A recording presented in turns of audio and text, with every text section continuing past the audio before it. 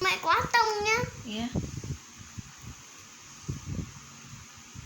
Journey to the West, Chapter 10, The Powerful Sage.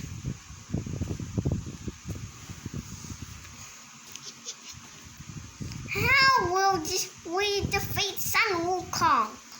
moaned the Jade Emperor. I sent our entire army and they could arrest him. Perhaps we could ask the sage Erlang to capture him, said Wan Yin. Yes, said the Jade Emperor. Erlang is very powerful. He turned back to the messenger. Go to Plum Mountain. Ask Erlang if he will help us.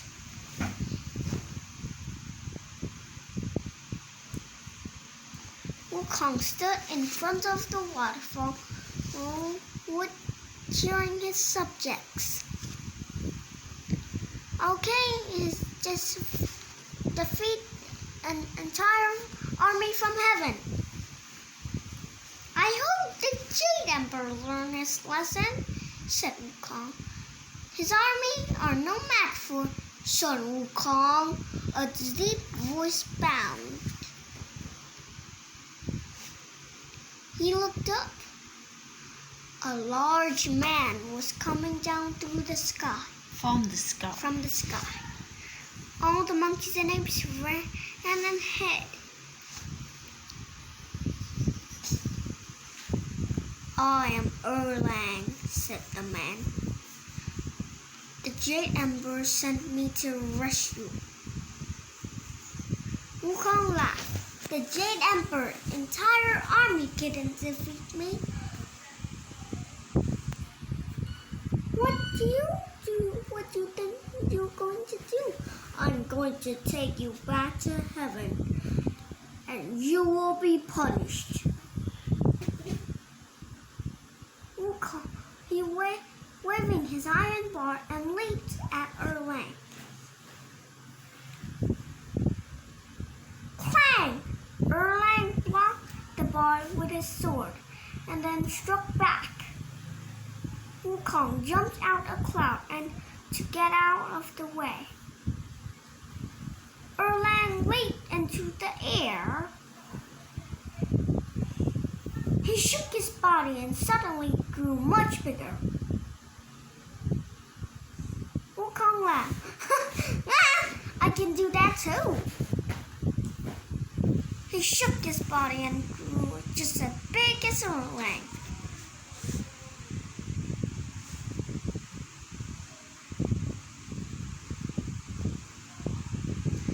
Clouds swirled and wind blew as the two giants fought in the sky. Their weapons banged all through the night. They were still fighting when the sun rose the next morning. This fight could last forever, thought Wukong. I should try a different plan. He struck back at Erlang and then jumped back down to the earth.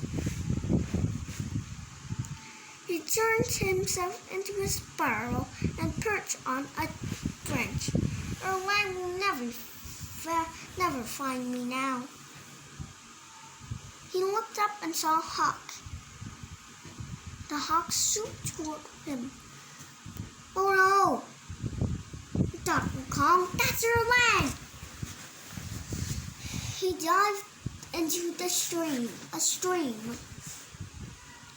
He turned himself into a fish and swam in the water. But then a crane flew over the stream. The crane swooped down at the water. Its mouth opened wide. Wide open. What's wide? Wukong shot out of the stream. He changed back into himself and ran down a hill.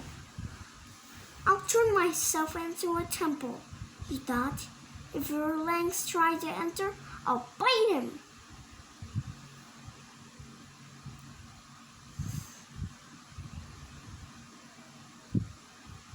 Wukong's eyes became a window, and his mouth became a door.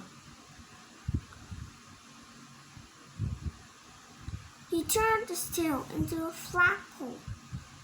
A moment later, Erlang came down the hill. When he saw a temple, he scratched his head. Said Erlang. I've never saw a temple with a flagpole before. This must be Wukong. I'll kick in that door. Oh no, thought Wukong. He'd break all my teeth. Wukong changed back into himself and ran. Erlang was right behind him. Up in heaven, the Jade Emperor and the Queen and Guan Yin watched the chase. The sage Laozi came over to them. What's going on? He asked, looking down. A monkey, that monkey named Shen Wukong, ate all the peaches from the garden. Then he defeated our entire army. Erlang is trying to catch him now. I can help, said Laozi. He took off a metal ring from his arm. He only crashed her down to earth.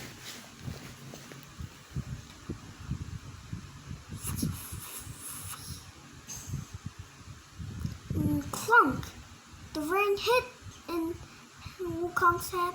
The monkey looked dizzy for a moment and then fell to the ground. Hi.